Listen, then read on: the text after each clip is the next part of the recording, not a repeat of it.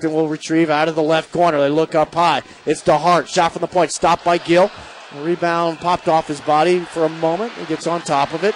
Not surprisingly, bodies converge around Riley Gill. And pushing, shoving, and players on. The shot off the top of the left circle by Signer. Had good pace. It looked like it dipped a little bit on Buns. Now Matera wristed from the point. Device scores! A deflection out in front off several bodies. A shot by Mark Matera from the left point, and Reading's on the board. 17:05 into the first period of play. I believe it may be Matera's goal. Out in front of the net for the Royals battling there were several players, including Nikita Kashirski, but I don't know that it deflected off any Royal pad. It looked to me that it was off a Stockton player and kind of fluttered to what would be the right side of the net. Who's riding a 4-game assist streak out front. Now with it is Tifu, stepping down the middle. Tifu with the puck still, trying to force one towards the middle. Puck loose, ends up on the stick of Fleming. He misfires, he takes a shot. It's off a body and ricochets out. Tifu trying to thread one through about 7 guys in the crease that time. Fleming as well. Now Fleming into the offensive zone. Walks around the defender, walks in on net, takes a shot. Scores! Brett Fleming, what a move down the right wing side. Are you kidding me? Fleming, they kept giving up ground, did the Thunder. He kept taking it. A little toe drag move to get it to his forehand, and he just buries it past Tyler Buns, and the Royals have a 2-0 lead after 2 or 3 miraculous opportunities. Here's Signer with it, punches it ahead to the breaking Ian O'Connor. He's behind the goal, shoots, scores! Ian O'Connor, shorthanded goal for the Royals, has given them a 3-0 lead. 6 minutes and 28 seconds into the second period of play. It's Ian O'Connor on the feed from TJ Signer. Oh, my Lord, what a beautiful play. Signer and O'Connor from Mark. For a while, I thought we were going to play Keystone Cops. I've got it, you take it in the neutral zone. But the Stockton Thunder players, again, just kind of stood and watched as they batted it back and forth. Eventually, Signer knocked it into the offensive zone ahead of O'Connor, who skated onto it and ripped it home for a 3-0 lead. It's going to be controlled by the Stockton Thunder. They try to work it out. Kept to the point by Weller. A shot deflected. Rebound loose. Score! Shot by Patrick Weller, sniping in tight for the Reading Royals. TJ Signer taking that puck off his skate, kicking it to his stick as he's moving across the crease and then dumps it into the wide open net. And fanned on it. Matera keeps the high slot. Down low to Gallion. Shot, score! There's that shot, Pat Richards. A bullet. Stan Gallian, left circle across the body of Buns and in. And the Royals have taken a 5-0 lead. Stan Gallian, playing his first game in 12, just drills one home. Are you kidding me? That is what the definition of a laser is. That puck was in and out of the net in the blink of an eye. The Royals set him up perfectly. You knew what was coming. The Royals, despite some bobbles, executed it perfectly. And the siren does sound, signaling the end of the second period of play. 4 goals by the Royals have stretched the lead here in Game 5 of the Kelly Cup Finals to 5-0 after 2 periods of play. He starts to rush up ice to Hunt, offensive zone. Snapper absorbed by Gill, this time a little higher into the body.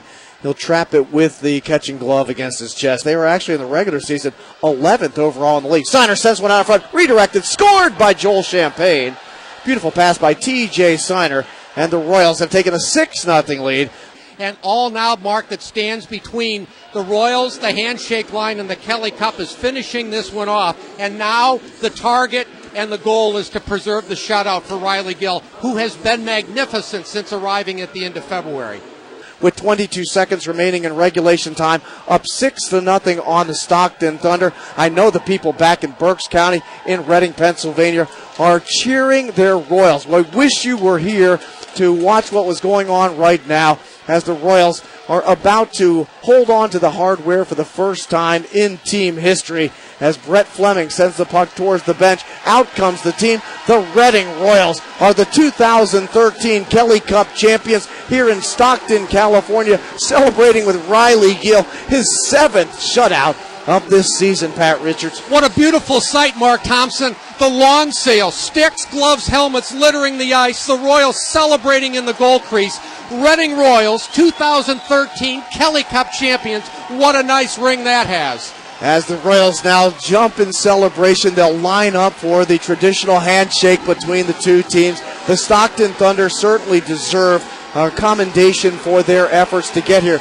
I doubt that very many people, and I've said this on a number of occasions as the Stockton fans celebrate their team, and they raise their sticks to the rafters, honoring their fans as well. Great crowd on hand tonight, but the Royals take care of business in Game 5. Pat Richards, I want to say to you personally, thank you very much for coming out to Stockton, California. I've been with the team 8 seasons. We've had a lot of fun over the 8 seasons. I'm not sure that we've had one quite like this, however. Nothing like it, Mark Thompson, and it was a privilege to share it with you. What a beautiful moment. This has been long deserved.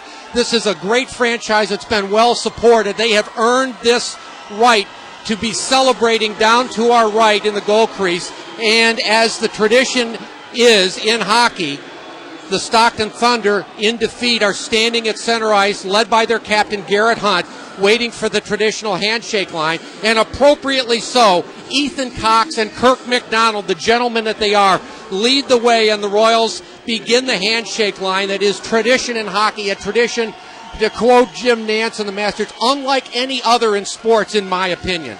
And I think Riley Gill, I'm assuming he has been awarded the most valuable player in the playoffs. A deserved recognition. Yannick Tifu had an outstanding playoff, but Riley Gill was the glue.